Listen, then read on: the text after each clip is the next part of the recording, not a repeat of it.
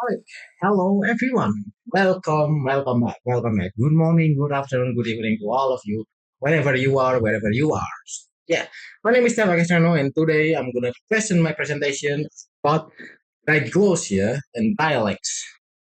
Or as I like to say it, why you sound so different at the wedding and at the warung, you know, or at the supermarket if you don't know what warung is, if you are native English, basically a mini market. Not really mini market, a vendor, a stand, basically. Yeah. Anyway, I am Stefa Casano, and today we are diving into something that affects all of us every day, even if you don't realize it at all. How we speak differently depending on where we are, who we are talking to, and what the situation is. From formal speeches to chatting with your bestie, language changes, and there's reason why.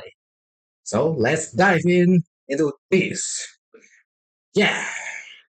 Now, before we go right into it, let's see the outline from what we or I gonna present to you. This is the outline.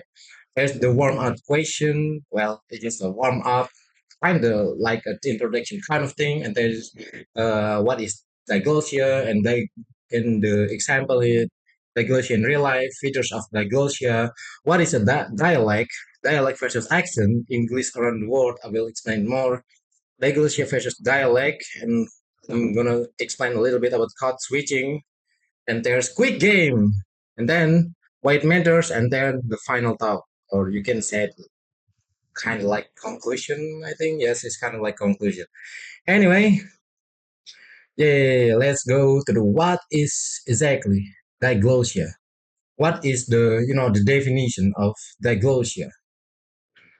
You know, diglossia is a term that introduced by linguist Charles Ferguson in 1959. He described communities where two varieties of the same language exist side by side, but are used in very different situations. So there's two variety, if I were to call it. The first is high variety or age. Age. Formal, standardized, written. It's basically what you hear in the news, at school, in government documents. And the others, the second one, is low variety or now.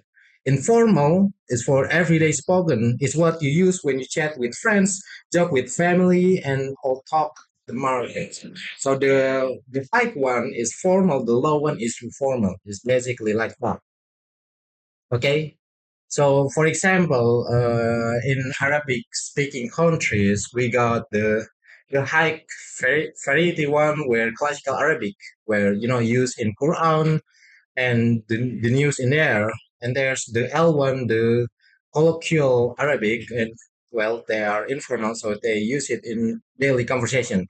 The key takeaway is the H, the high one, isn't better than the L1, the informal one, because they serve a different function. So high one for the formal one, the L1 is the for informal one. It's basically like that.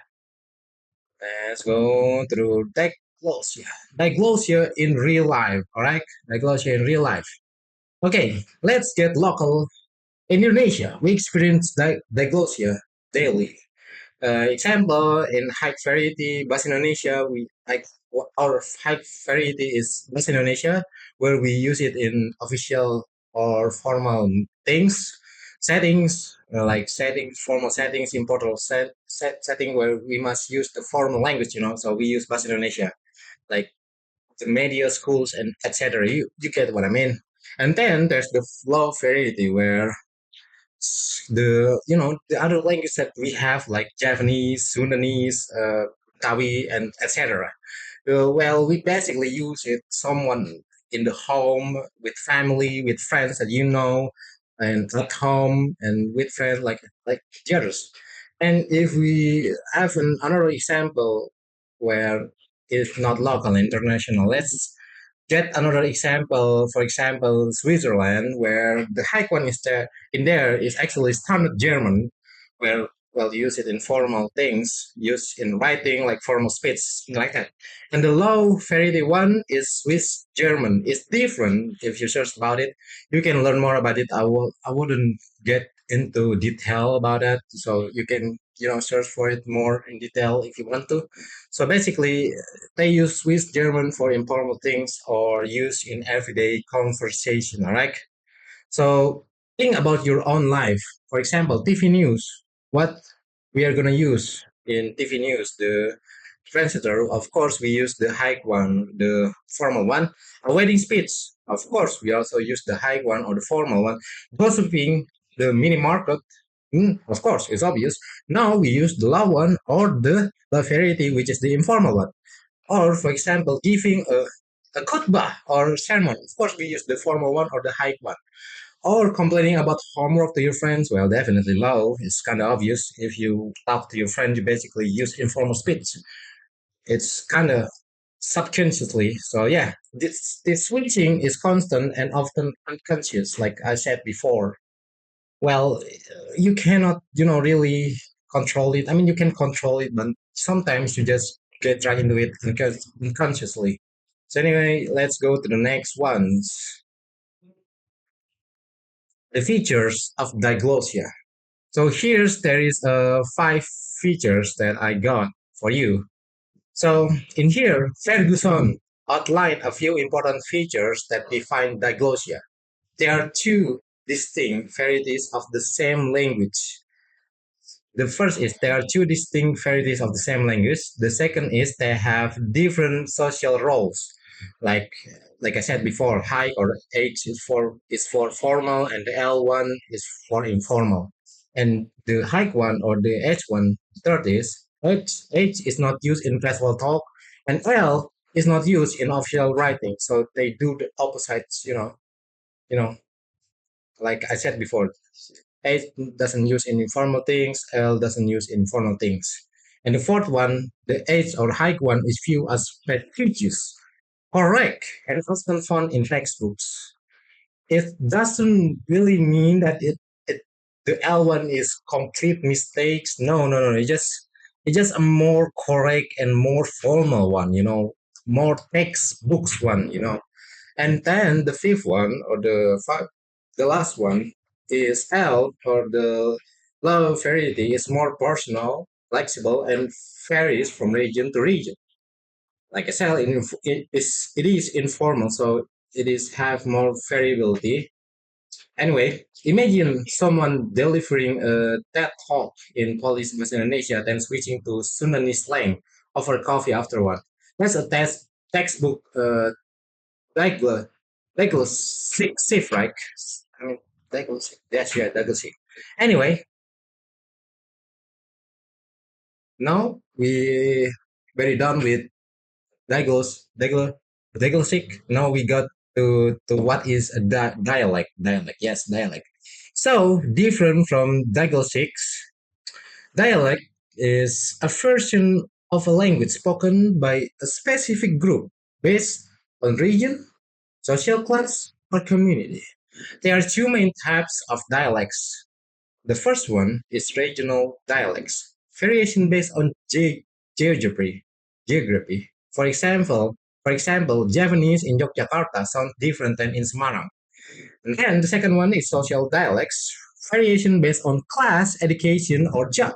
For example, upper class English versus working class English is using different kind of dialects. Not different language, but it's it's different dialects. For example, this variation include difference in first the vocabulary. The second is the grammar. The third is the pronunciation. And guess what? Every speaker, including me, you, me, everyone else, every speaker has a dialect. Even if they speak a standard language, they still have a dialect no matter what. It's just the standard of it. Anyway, next one. We. So dialect versus accent. What is the difference? Are they the same? No, no, no, no, no. They are not the same, but well, they are definitely related. For example, uh, people often mix up and mistake that dialect is actually accent. That dialect and accent is the same, but they are not. They're not. They're not the same. They are different.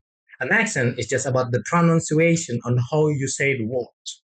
For example, if I go like this, my English is more American one, but if I go into a British accent, it's kind of completely different. Like if you got called a ball of water, that's a ball of water. That's a British one, and a bottle of water is American one. So yeah, accent is different.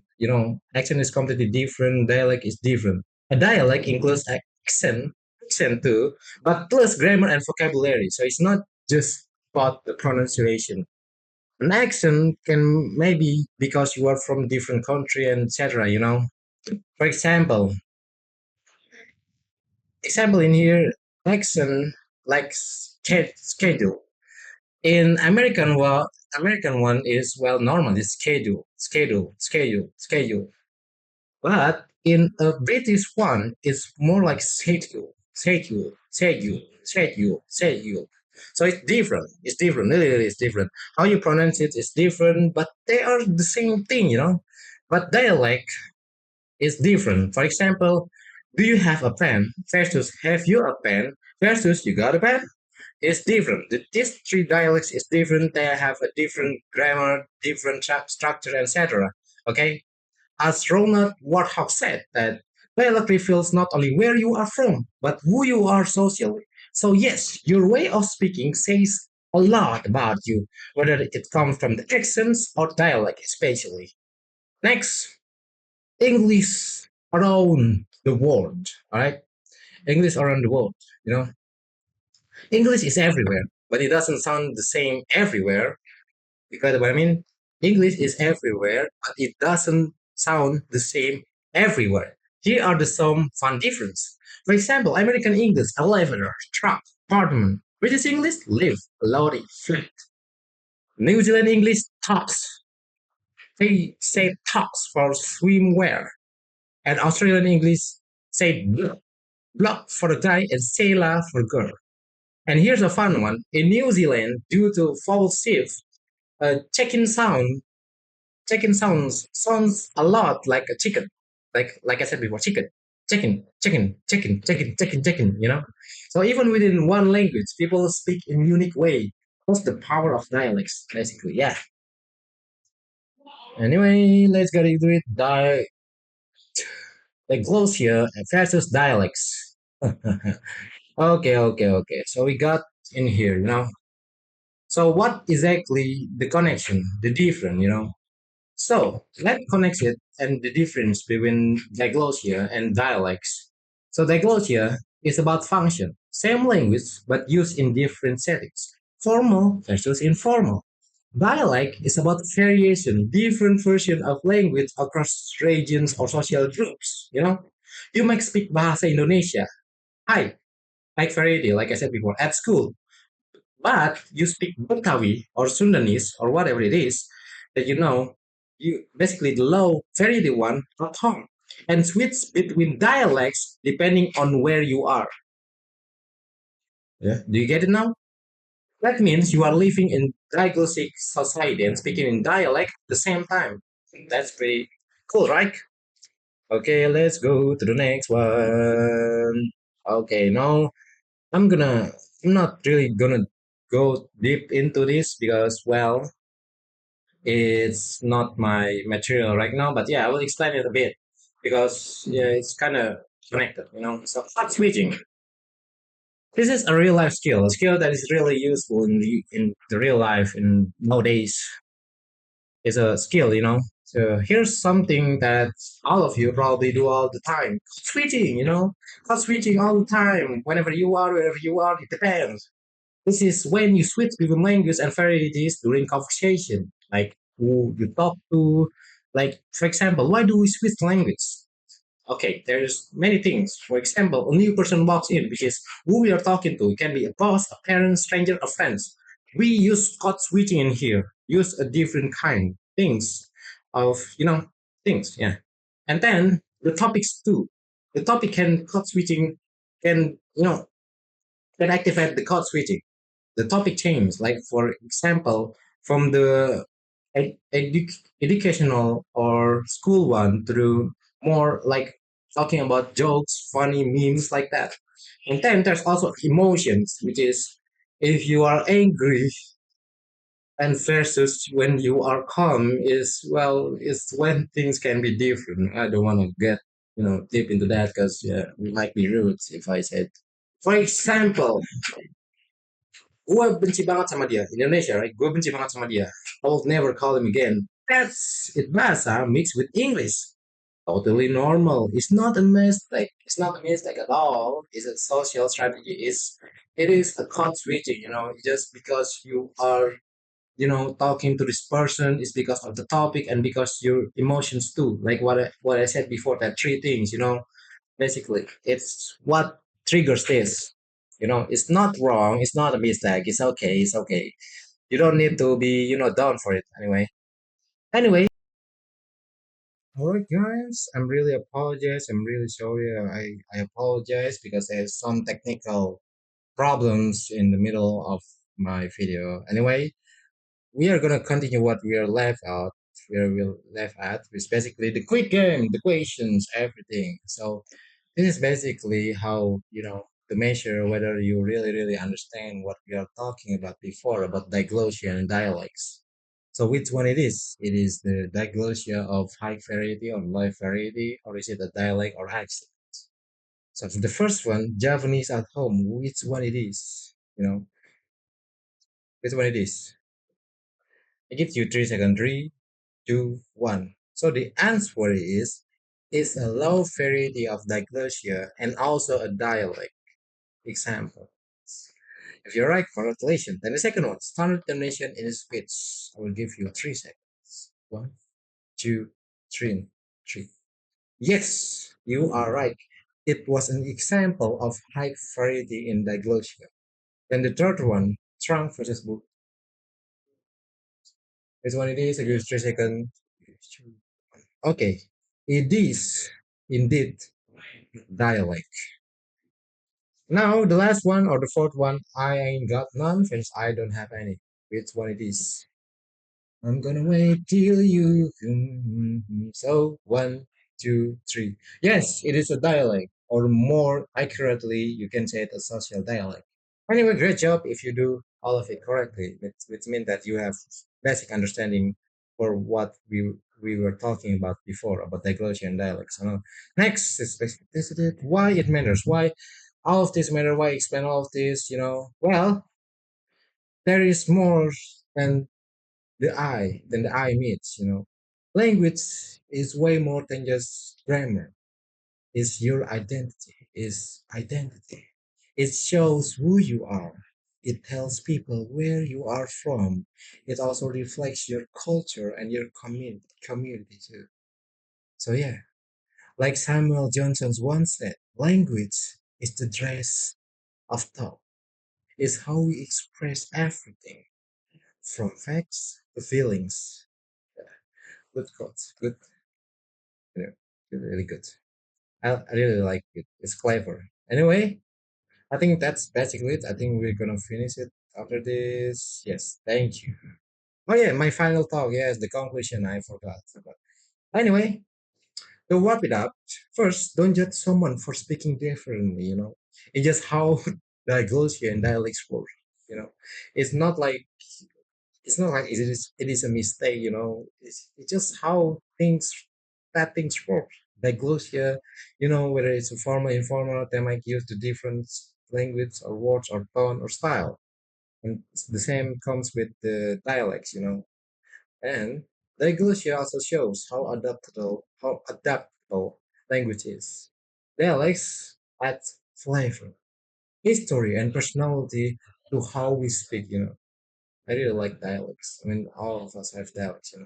Using more than one language or variety is a strength, is our strength. It means that we are flexible, smart, and connected to our own culture and language and everything. Anyway, yes, I think that's it for me. Thank you for listening. Thank you for your attention. And if I made any kind of mistake, please, I'm really sorry for it. And then I also apologize if any of my word also offended you. Anyway, that's it for me. Thank you for listening. Thank you for your attention. Anyway, see you next time.